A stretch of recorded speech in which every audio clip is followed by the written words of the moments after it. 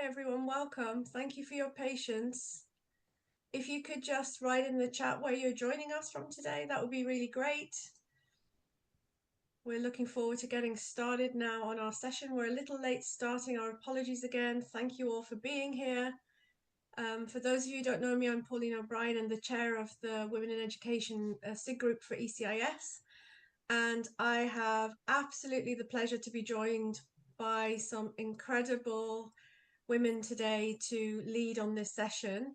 And I'm going to introduce Liz Free, who doesn't need an introduction, who is an incredible contributor to our Women in Education group. And Liz, I'm thrilled for you to be our key facilitator today, along with Derry and Jess. So if that's okay, I'm going to hand over to you so that we can get cracking. Is that all right? Brilliant. Thank you, Pauline. And maybe not so grateful. The reason we're late is because of me. So I apologize to everybody in advance. We were busy here giving out Berliners in Switzerland. It's Fastnacht season, so we're in the middle of festival. And I was covered in all kinds of icing sugar, and then came in with the last minute trying to navigate Google and Microsoft. So it's completely my fault. So I apologize to everybody for keeping them waiting. And thank you, Pauline, for the introduction, who does a sterling job of trying to keep us all in check. So thank you, Pauline. You can see Derry's here as well. So Derry, give everybody a wave. Jess is in Thailand and has recorded the session for us today because of the time differences. Hopefully we do have some representation from Asia, but I know it's late in the day there. So hello, everybody. I can see some lovely colleagues. Sue, I've not seen you for ages. How are you? All the better for seeing you, Liz. Very exciting. I don't know about that. It's chaos here. We haven't even started. I actually would like to have seen you with all your sprinkly sugar all over. I'm wearing black, so if I stood up, dust. you'd see it all falling off. Hello, everybody. There's many of you I know and some of you I don't. And I'm really pleased that you've logged on today as we start this kind of preemptive section. Moving into International Women's Day on Saturday.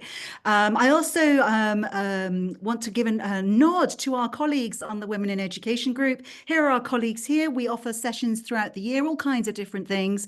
And today you've got the joy of myself and Derry. So let's start. Let's go. Okay, I love it. Thank you, Pauline. I didn't even have to give you the nod. That's how aligned we are. So systemic sexism. Yeah, we'll start with the lightweight stuff. So I'm going to start with some data actually as we start to go into International Women's Day, because the theme this year, I'm not quite there, Pauline, go back, otherwise I'll forget. Thank you. Is that we're really looking at equity right across the board and the hashtag of accelerate action. And there's a reason why that is really important. And today, as we start this warm up towards International Women's Day, we wanted the Women in Education group at ECIS just to take stock a little bit. And I invited Jerry and Jess together, Derry and Jess, as well as other colleagues to contribute to this session and start to just to think about where are we at right now and how do we ensure that we make progress for all. And when we mean all, we mean women and girls in this particular area. And as we head to IWD 25. Thank you, Pauline. So I was starting to think about what difference have we made in the time that through my career and also in the work since I've been involved with Women Ed and the Women in Education group here at ECIS. And some of you will know, I saw Vivian Porritt lurking somewhere as well. Vivian, I see you. Vivian Porritt is the most extraordinary woman. I'm just going to wave. Look at all your books here, Vivian. They're there in the background. And we're focusing today on some of the data that's in this chapter from this book. So this is the book that was published in 2024 that really starts to think about how can we take action to start to ensure greater equity globally. And Derry's going to talk about the chapter that she contributed. I should add that everybody contributes their time freely and pro bono. So this is all for the love of women in education. But what do we know about women in education? Well, let's start with education full stop. And so I started with some American data that kind of gives you a little bit of a feeling as to what is happening globally and what we start to see. And as we know, teaching is a graduate profession in most parts of the world. And here we see the further we go up in education, the greater the gender pay gap. And then that really raises the question is, what does that look like for us as educators and those working in education? Pauline, do I need to, I'll do a secret signal or something. I don't know what, maybe a little dance. In 2019, in the first book that we put together with Women Ed, I wrote this. And I've taken some old data now. You think, I'm citing data there from 2013, that where around 2/3 of the profession is female. And yet we still see massive underrepresentation in school leadership. And at that time, we were seeing a 23% gender pay gap in international education. And so I was reflecting on this International Women's Day, 2025, and what has really happened, what changes have come about, where have we improved, and where do we need to go next? So I just put that there as a little sense check and a reminder to myself. And then I started to look at the data as it is today. Thank you.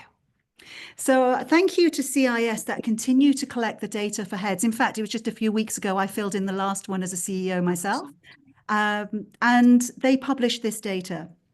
This was 23. Obviously, the 24 information will come out shortly. Hello, I can hear somebody's going to join me. They're more than welcome. So we have here in the 23 salary scale, we can see that the gender pay gap persists. In fact, it's got wider in some areas. What's even more of concern is that the ethnicity gap is even wider. And then when we look at local hire versus international hire, which often has a link with ethnicity as well, we see the gap is absolutely huge in the international sector. And so when we start to look at where we were in 2013, in 2019, and where we are today in international education, rather than leading the way, which we have the privilege of being able to do in so many parts of the work that we do. But in this area, we're still a long way behind.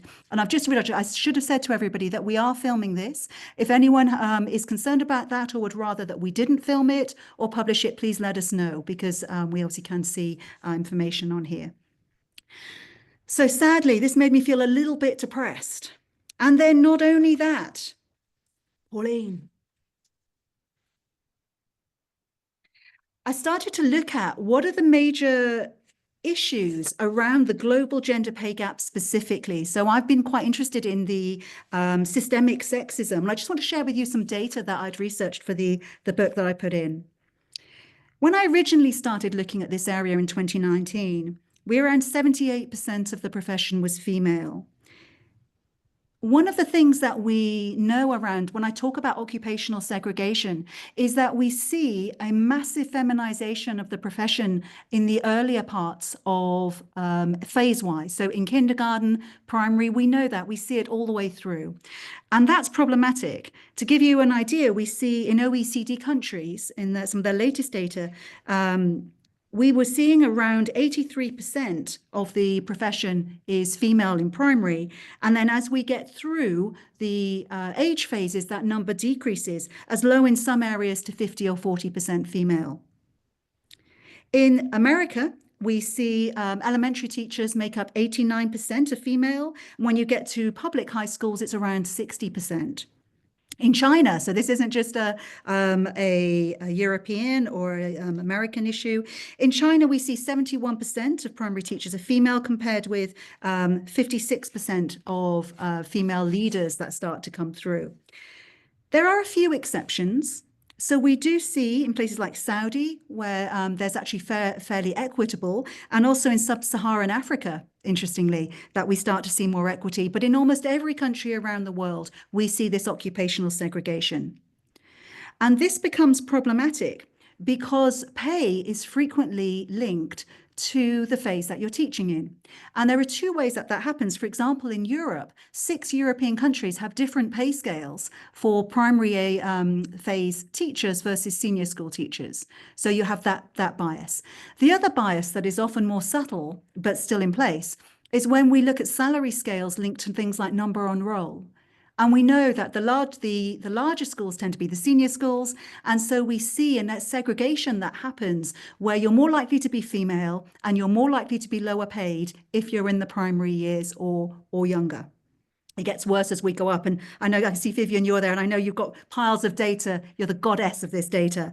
So that's the first area, is occupational segregation is a contributing factor.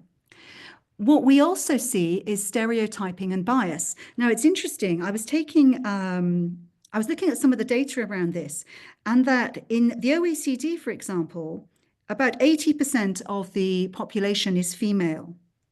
It's only changed 1% in the UK in the last 10 years. So there's been no major changes to the demographic makeup of teachers in the profession. It remains feminized. And there's Marta Encanas-Martin. She wrote in 2023 a book where she was researching this. She said, historically, teaching has been one of the few skilled professions that has been accessible for women because it closely fitted the traditional stereotype of women as caregivers of children. While such gender stereotypes are less prevalent today than they were a few decades ago, in many OECD countries, they might still be an important reason for the high share of female teachers, particularly at the lower levels of education. She goes on actually to make some correlations between work in the home as well, actually, and representation in schools. And so we start to see here this expectation that early caregivers are female. And that also is problematic in terms of having effective male representation in our schools. In my school, I'm now 40% of my primary teachers are male. I'm trying really hard to make sure that I have equitable representation of right the way through the school, from the early years all the way through. And then we get to the underrepresentation of women in education leadership. And this is insanely slow. I was just doing the calculations on this, Vivian, just before I came in.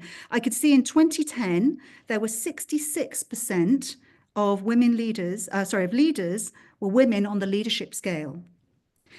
By 2022, so 12 years later, it was 69%, which I did the calculations meant that if we carried on at that rate of change, it would take us 40 years from today to close that gap, which is absolutely shocking in terms of the representation of female leadership in our schools. And I know that in some areas around the world, what we're seeing is actually we are seeing some increases in senior leadership, but in areas where, like the UK, where we've now got academy groups, we're seeing less representation pushing through that kind of the glass ceiling remains. It's just moved up a bit. And so some of the work that we do within the Women in Education group and also with Women Ed is to try and look at those factors that can influence women staying in the profession, women taking on leadership roles, and really realizing the potential of the women that we have, which make up the majority of our profession. Moving on, why does it matter? Well, of course, there's the moral and ethical issue, which is pretty big. But if we put that to one side, there's also the economic argument. The impact of financial inequity over time means women's lower earnings impact their homes. It's women's pensions that are also affected. It limits women's financial independence. It exacerbates gender financial equity. And what I thought was really interesting when I was doing some research around this is that in the poorest countries in the world, more than 40% of female qualified jobs are as teachers. And so doesn't it even become even more important for the economic equity that we ensure that we narrow this pay gap? Not only that, career aspirations and role models, you can't be what you can't see. We often use that language, and how important it is that we have senior female leaders and lots of different representations of how to be as a leader. I remember there was a session I went to with Vivian once where someone talked to me about the Dragon Ladies, and that's what senior leadership in schools was for women.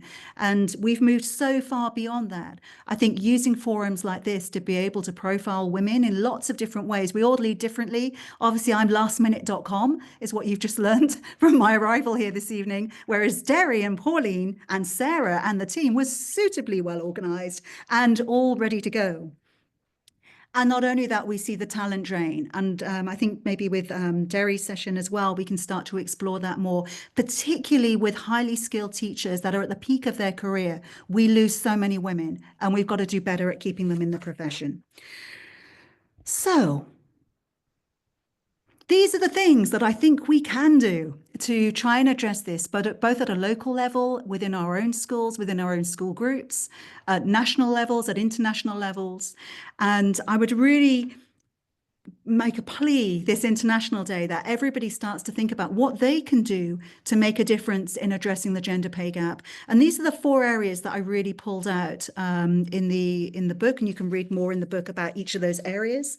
And I really wanted to kind of just give this as a moment, kind of a launch into some of the thinking that we will explore today, and also really to share the expertise that we have within the group. And whether anyone, we were going to go into, how many are we in? We're quite an intimate group, I think. We're 16 with presenters, so we're probably about 13. Okay, maybe we could split Sarah into 2 groups, and we've just keeping an eye on the time. Maybe we've just got about 5-6 minutes to really explore what part we could play within our roles as they are to start to address some areas around the global gender pay gap. And our aim by the end of this session is that we'll have some ideas, both in terms of Derry's sessions and Jess's session, to really take some practical measures that we can take forward. Okay, so once again, just the focus of the discussion is to look at these 4 areas. So thinking about the gender pay gap and what can you do in your role and in the work that you do to start to address this? Because sometimes it can seem so far away, whereas actually we have to all take action to really affect a change. Okay, and how long would you like for the session? For the About breakout? 6 minutes. Thank you. So you should be able to join your sessions now, and I'll give you a minute's notice to come back. Thank you. Perfect.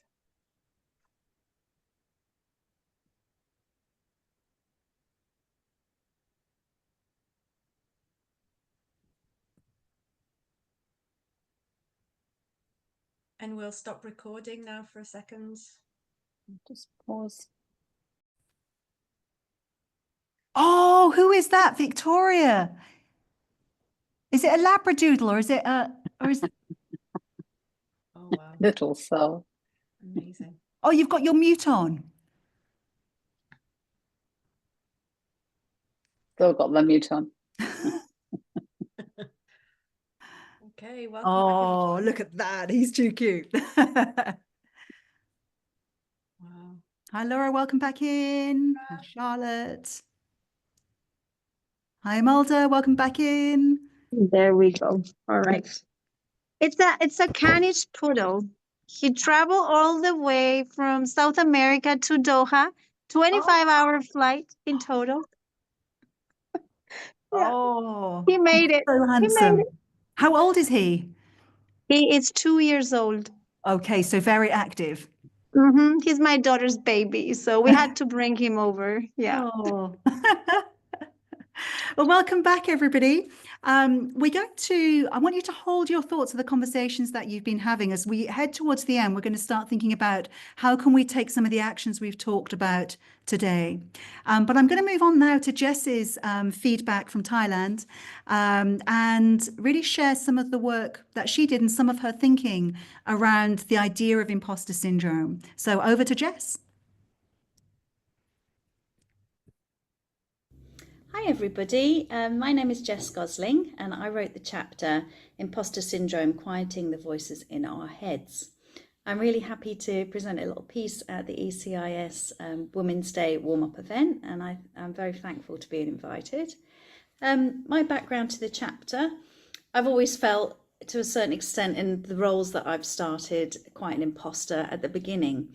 I noticed this happened again and again and again in different roles I went to, with the exception of a few that were, I would consider, very warm environments and perhaps not as demanding as schools and international schools I'd worked in previously. So I wanted to write to support people to understand this is a really, really normal feeling And it is definitely not a syndrome. It's not medical at all. It's really how most people feel when they're put into a new situation. I wanted people to know as well, as I went through my chapter, I kind of explained my backstory, that we can have quite unrealistic expectations of ourselves, and this is sometimes what holds us back, both as teachers and leaders progressing in our field. We, I think, can compare ourselves quite a lot to others, especially when you're a teacher and you have a really strong, great leader. But what I did was I learned from my strong, great leader. So after, as I mentioned in the chapter, I was called out for overworking and burning myself out, trying to prove myself in a new school I began in. And this came directly after maternity leave as well. So I felt I had a lot to catch up on. When I was called out for that, the overworking, I was very lucky to move to a reception unit where I had a fantastic leader who really showed me how to lead and how to be very diplomatic, how to involve a whole team in your decisions. Now, that really was a very steep learning curve for me, because I saw that I was very, very valued in that part of the team. So I would put to any new and aspiring leaders to try and work in this way and to hear the voices of the people on your team, because I feel that way they don't feel such imposters. You know, they feel that they really are part of something.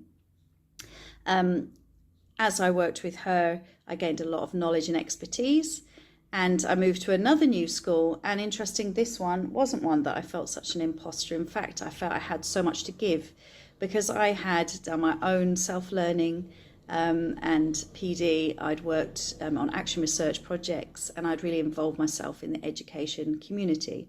So again, my key takeaway there is to, if you feel that you're constantly striving against yourself, then try to get part of a community where your work is valued.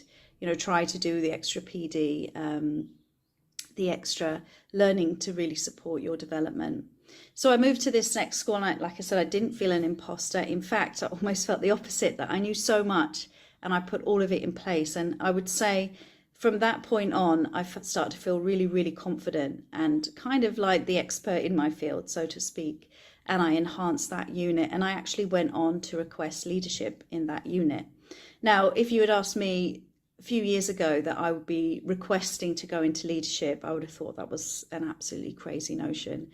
But I knew I could support the unit so well, and more so the teachers and the children, and help them with what I knew to be right in early years.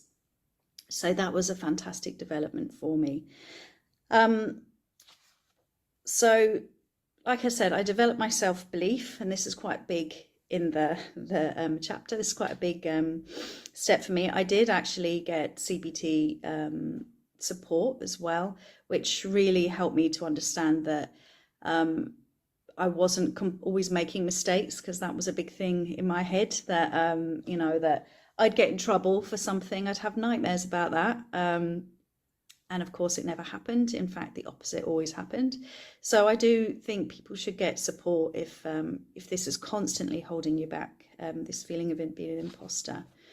I also talk about how you can feel very much out of depth when exploring new things, because, you know, the whole mindset of Women Ed is to be 10% braver. Now, how can you do that if, you know, you don't, when you do take that step, you feel terrified and overwhelmed. But I think it's very important to know that this is a feeling of a lot of people. You know, not everyone steps into something new and feels it's, you know, it's an easy step. In fact, I say most people actually feel uncomfortable for a long time, and that's okay too. I also emphasise, and I not as much as I would have liked when I've read the chapter over again, that leadership comes in all different shapes and sizes. Now, I consider myself quite a quiet, humble leader, much as my role model leader was. And I feel that the teachers I work with appreciated that. I respond really well to that form of leadership, to that kind of servant leadership, where everybody's voice is heard. So I think we need to really open our minds to the fact that a leader is not often the person who shouts the loudest or stands the tallest. There can be the quieter people, and those people can really develop a team, because I feel when you're more quiet and you're humble, you really have the ability to listen. And I think that's so important in a leader. So to conclude, moving forward, like I said, I became a middle manager, and I knew I had limited experience in that area. And what I really looked at was, I knew I was an excellent teacher. I'd had observations that obviously showed that, and people who had said these things, but I understood that I would be starting, at the bottom as a leader. But I was open to learn, and I was open to support myself. And I also said sorry quite a few, if I made a mistake. And I always admitted to myself, and to my team, that if I made a mistake, I'm sorry, I'll try better next time. And I learned very, very quickly to really not make decisions for my team, and instead go to them about things that would affect them. And I actually had some very interesting replies to things like, when I tried to give more PPA and someone asked me, please don't do that, it makes my life more difficult, which completely confused me. But you can't put your own benchmark as a teacher on your team. So I would say, and my disruptions for the chapter were, if you feel you're in an unsupportive environment and you've tried to make changes, but it makes you incredibly unhappy, and perhaps you constantly feel like an imposter, then my advice would be to move on. Don't let yourself suffer in an environment like that. You are worth so much more. Perhaps people in your environment can't see that. Then try a new environment. Be authentic. It's very, very important. We really need the diverse role models. We really need the quiet person, the extrovert person, and everything in between. So be your authentic self. Don't try to be someone you're not, because that will just make life more difficult for you. And be mindful, especially if you're in leadership, of how teachers are feeling. Try not to move away from understanding how incredibly intense it is in a classroom, and how incredibly time consuming and exhausting it can be for teachers, and especially when they go home and they have other responsibilities. So take that into account when you're putting forward new initiatives, or you're speaking to SLT. And a very key point for me is, instead of trying, and for others, to appear perfect in a new role, ask for support from your team, and get others' advice on things. Your team will really, really value that, because their voices are being heard, and we all need to start somewhere. So just be really upfront with your team from the beginning, that you're on a learning journey of ways of working together, and you would like support too. And I feel that any great team will be really open to that. Have a great day, everybody. If there's any questions at all about my chapter, please do send them through Liz. I hope it ignites a good discussion. You might want to talk about any situations you felt an imposter and what you've done to overcome it. And yeah, enjoy the event, everybody. Thanks. Bye. Hi, everybody. A huge thank you to Jess for putting that together. She was hoping to call in, but just the normal busyness of a school, she was exhausted. So she did that for us in advance. So thank you, Jess. I'm going to take that thought. We've come from quite a global view into kind of big ideas around things like global gender pay gap, now into a very personalized view. And we're going to move on to Derry's session. We might need some moving around on slides, because we did have a few issues. I'm not sure, Derry, if we've got your slides in this section. We might need to hand over to you to present your own slides at this point. Are you ready, Derry? I am. Pauline, what happens if you click?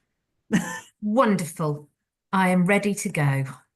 And I should say, whilst Derry's getting her slides up, is this is an extraordinary coincidence. Derry and I worked together. How long ago, Derry? Was it 2010? Shocking. Yeah, I think we finished together in about sort of 2016. Yeah. And so then worked together again. Yes. over the years, and Derry actually is involved with Women Ed in the UK. Nothing to do with me at all, actually, completely separate from me. And I didn't even know that Derry had written a chapter. And then when I was so pleased to see the content and that your own career has taken an extraordinary development in many different ways. And I'm really thankful for you for agreeing to speak to us today around this specific area as we talk about how we realise the potential of everyone in our profession. So over to you, Derry. Thank you. Thank you. And can I just check before I go, has everyone got some clouds on the screen? I'm not sure what people are seeing. Lovely. We'll keep going with clouds. There's thought gone into this. There's clouds behind me, clouds in front of you. It's beautiful. So there is some loose mention to Liz Free. She's not named in the chapter, but I do talk about, I'm trying to find the quote because brave women before me. And I think there's another line a little bit later on, but her ego doesn't need all of that this afternoon. So yeah, I'm going to talk to you. I think it was really interesting listening to Jess's words and that kind of personal piece, because the bit that I'm talking about this afternoon is making more of menopause, and that is a very personal thing, and it impacts all of us in completely different ways and on a huge spectrum, from impacting us in very small ways that we barely even notice to almost crippling impacts of menopause. Some of the key points that I put as takeaways for the chapter, and interestingly, Jess's disruption line is the same, and very much the line from Women Ed is this sort of building confidence in a community around you to take ownership, take control, and recognize your role in making a difference. So hopefully that kind of comes across in the chapter by being quite honest and sharing my experience and saying, actually, this is what I learned, this is what people have learned before me. But actually, when it comes to something as personal as perimenopause and menopause, we are still in a space, a little like the gender pay gap, where we are beginning to see things change, but not quickly enough for us, and perhaps certainly the generation coming through behind us, in a very female orientated profession. So the quote that's on the screen, it was just my feeling when I realized that menopause was sort of, or perimenopause was beginning to absolutely start to take over me. And I'm going to read you a tiny bit from the book that sort of goes with this piece. It says, what I did not expect while juggling motherhood, being a wife, extensive travel, and managing my own expectations was being struck down by hot flushes in my early 40s. The creeping sensation began like ants scurrying across my skin, leading to the uncontrollable urge to whip off my clothes and stand in the rain, which is not ideal, of course, when leading a meeting, presenting online, live, or trying to persuade others that your direction is the right direction. Now, for those of you who are lucky enough to not have reached your early 40s yet, I wish you luck.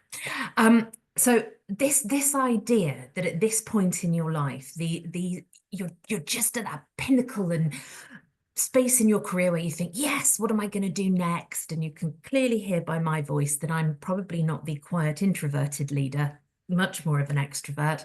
Learned most of what I do from Liz. I think actually it's really difficult when you're not that person. I am able to talk about the things that I need. You can hear in the words that I've used in the chapter that I use humor to get through a lot of stuff that comes my way. And that's not easy for everybody. I think it's really interesting as well when you think about menopause, and I just want you to think about the role that you have every day when you are getting up and you're going to work, and when you think about your role as a woman in education, and thinking about what Jess said, because I really like the triangulation between the three of our pieces, between the roles of women in education, that sort of systemic sexism that still appears, the language that Jess talks about, what Liz talks about in her chapter about women as the child carer and how that's translated through into roles in education. Jess then starts to talk about imposter syndrome and how we constantly question ourselves. And then I want you to listen to this list. So Bryson, in the social science and medicine study, so it's only back to 2022, explains the symptoms of menopause and perimenopause as sweats, joint aches, pains, hot flushes, night sweats, trouble sleeping, fatigue, palpitations, dizziness, severe headaches, migraines, I will stop in a minute, irritability, mood swings, anxiety, depression, tearfulness, panic, forgetfulness, and poor concentration. It is a wonder that we actually get up in the morning. And I think it's fascinating because as women, there's a line that I've put a bit later, and it's when Liz talks about female representation and this idea of the kind of natural caregiver. And I actually use the phrase formidable jugglers. I think women have an incredible thing, whether you are quiet and introverted or loud and extroverted, we are formidable jugglers. And we do that exceptionally well all of the time. But when it comes to thinking about how we might look on to coping with perimenopause and menopause, the biggest thing for me was to recognize that I needed to stop. And it was really, really important that I actually gave myself time to say things are changing. And I think even with what Jess was saying around imposter syndrome, Jess talked about stopping. There's a lovely piece in there where she talks about a leader that came and had a conversation with her, and it allowed her to reflect and to recognize. And interesting, she openly talks about the CBT. And I think sometimes this is a vocation before it is a profession, and we work incredibly hard, tirelessly hard in education because we do it for children, young people and their families. But it's okay for us to stop. And I think it's that whole piece about if you're on an aeroplane, you know, put your oxygen mask on first. And I think we forget to do that so often. And that was one of the greatest things for me, was to say, okay, I'm going to stop. Menopause, I decided, was going to be my superpower, and that didn't come easily. I didn't wake up one morning and go, yes, it's a wonderful thing that's happening to me. But I did decide that actually within my community, looking at the campaigns around Women Ed, looking at some of those brilliant women within the media who were driving forces forward with menopause, that it was okay to say, I'm going to stop. It was about, just as Jess said, and as Liz has said, in the conversation that I had, and thanks Sarah and Sue for that conversation, about being creative, about creating an environment that you know is right for you. And I think all three of us are linking together with that piece around actually what can we do to make the greatest difference. And the disruptions for me, when I talk about things, is about saying it's just be empowered to say, actually, I'm going to disrupt the norm. If the environment you are working in isn't prepared for the very, very normal changes that you are going through, where the characteristics of sex, age, and disability all provide protection for you against unfair treatment when it comes to perimenopause and menopause, please stand together and say, actually, I'm going to make a difference. So that is a very tiny snapshot. I caught my clock in the bottom right-hand corner there, Liz. And the presentation for you this afternoon, and you can read the chapter, has hopefully some really helpful advice on how you can make a difference, and some references to some really useful policies. What's interesting for me is that internationally, I think your policies are a step ahead of where we might find some of our policies in state education.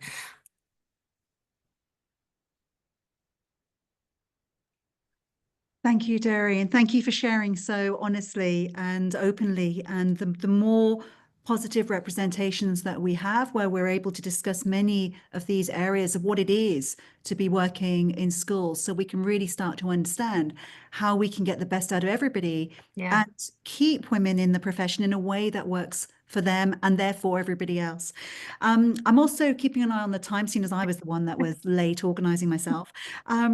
I wanted to use this time that we now have. This is the theme of International Women's Day 2025. We want to accelerate action. We've talked already today about 3 areas that we're interested in, and I'd like to open this up to everyone else, because I know we often come to these sessions and it can be a lot of content. And really, for any questions, thoughts, or comments that anyone in the group may have that can help us start to think about how do we really take this 2025 International Women's Day to genuinely accelerate action at this time. So this is over to you. Who's going to go first? Vivian, 10% braver. Or is it the other way? First. I have one idea. I have one idea. Go for it, Victoria. So it's something I'm already doing on my own. But I always, when I tip women, I give them more money than what I usually tip men. And I think that if everybody did that, we would start addressing the little gap there. So I don't know if it's crazy, but I do it, and I have my friends do it too. If everybody did it, we would make a change. Thank you, Victoria. It's an idea. And I think actually valuing the contributions that people in our community in all different ways makes is really important. And how we do that at all kinds of different levels as well is pretty crucial. Anyone else? Vivian, are you ready to go? I can see you've taken your mute off. Yes. And I can see Sue Aspinall is ready to go. Absolutely. I was typing it in as well because I want to share a video. We talked in our group about women not negotiating their salaries. And that is a very common thing, and people are a bit nervous about doing it. So I did a video which gives you the rules of negotiation. It's very straightforward, very simple, and it works, especially, and this is also our superpower, if you practice it like mad. So don't just do it once or twice, just keep practicing. I negotiate for everything now, holidays, cars, always successful. You might not get as much as you want, but you want to get more.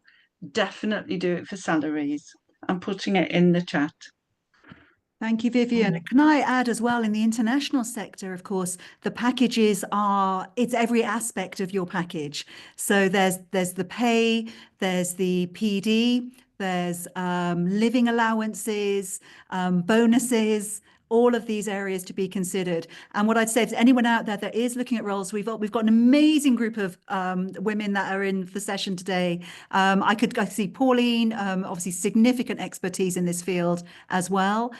Please reach out to us and we can use our collective expertise to help in those negotiations. In fact, Pauline recently helped me. Pauline, I'm going to the board tomorrow with a revised proposal for the executive leadership as well as the support staff in our school, based on some feedback you gave me. So thank you, Pauline. Would anyone else like to contribute something that they think could be helpful as we start to head towards International Women's Day? Oh, I've just lost the lights in my school. Everything's gone down. The shutters are going. I'm going to turn my lights back on whilst everyone else continues. Derry, take the helm. I am here. We're just going to keep running with it. What worries me is when she says her shutters are going down. So we'll just go with lights and say that it's got to be something to do. Yeah, okay. We're going on a tour. It's like challenge. Do you know what? Liz said we've worked together for years. Nothing changes. This could be 2014 and Liz and I both on the road doing something else. I love it. There was an interesting, Sue, you had a really interesting comment in our chat. I know we've only got a couple of minutes, but we were talking, Sue and Sarah, about salaries and the gender gap. And what was interesting to me was this assumption that things are set. So even if we have transparency over salary grades, it's kind of, this is, Sarah, I don't want to say your words. It was very interesting. Your school were relatively transparent, but we picked up on it goes so far that we fall into a full sense of security with it. I don't know if you're still there, Sarah. I'm scrolling through my screen. Hi, she is. Sue or Sarah, did you want to add something from our discussion on that? It's nothing like putting you on the Sarah, spot. is she there? Go on. I think I said that although there was this transparency with salary kind of steps, if you want to call it that, so you kind of know that the whole school is getting the same steps based on experience of teaching, there isn't possibly a transparency on what that starting salary was for everybody. And obviously those steps rise based on a starting salary in the international sector. So obviously if I was hired for the same position as a man, maybe we had a different starting salary, but then the steps got into play. So possibly but I wouldn't know how to ask for that information. But I don't know what else to add. I think that was our little bit of conversation. It's the assumption that there is transparency, but once you've started, we're caught in that space. So that coming, so I can see Pauline nodding, that negotiation at and actually to ask for that information. I think it's and the other bit that we were saying as well was Sue, was when you go in and you ask that question and it comes at you with, you know, what's your salary expectations? It was really great, Vivian. Thank you. Just sort of throw that question back and say, well, actually, you know, what am I worth? Yeah. Okay. And I'll just add to that. I mean, that's something that does happen to people who are coming into the international sector or are going through recruitment companies, that they will ask for your expected salary, what your expected benefits are. And it's such an unfair way of doing it, actually, because people are coming in from very different systems, very different backgrounds, very different levels of knowledge. And this is, from my personal perspective, I never disclose an expected salary. I actually go into negotiation, as Vivian said, and ask the organisation what their salary ranges are and what their expected packages are. So it's kind of coming from the other direction, not me being put into a vulnerable situation. Yeah. Hi, Lise. We were discussing in our group that, you know, it would be nice to, whilst we talk about gender equality, it will also be nice to see a diverse group of women working in different settings, because that someone was saying how it really helps when they do like International Day and we have people representing different countries, and, you know, just have a diverse group within the school community serves as a very good role modeling or example, and so for the children within the school community. Thank you for sharing that. And I'm glad you brought that up. It's something we were discussing earlier, even about our group of speakers today. We were talking about that, is that whilst we're diverse in some ways, in other ways we're not. So I think that's really important to be aware of that and to try and make sure that we use the platforms that we have in lots of different ways. And Pauline, I know in the Women in Education group that through the sessions through the year, we make sure as much as is humanly possible, and it is our responsibility to do so, to make sure that we give voice to you know, different parts of the world, different ethnicities, different range of experience. So I think that's a really important point for others as well as for ourselves. So thank you for sharing because that. I think it really helps us when we start to build school culture, the environment. It helps us to learn more about other people, other culture, children, their backgrounds, their beliefs, their ethos, and it just goes a long way. Thank you. I completely agree. I'm aware of time, and like I said, I do know that I was the one that was late to the party. I did see that on Saturday, it is International Women's Day on Saturday. I'm not going to give the time, Women Ed folk, because you can clearly all see that I have a problem with time.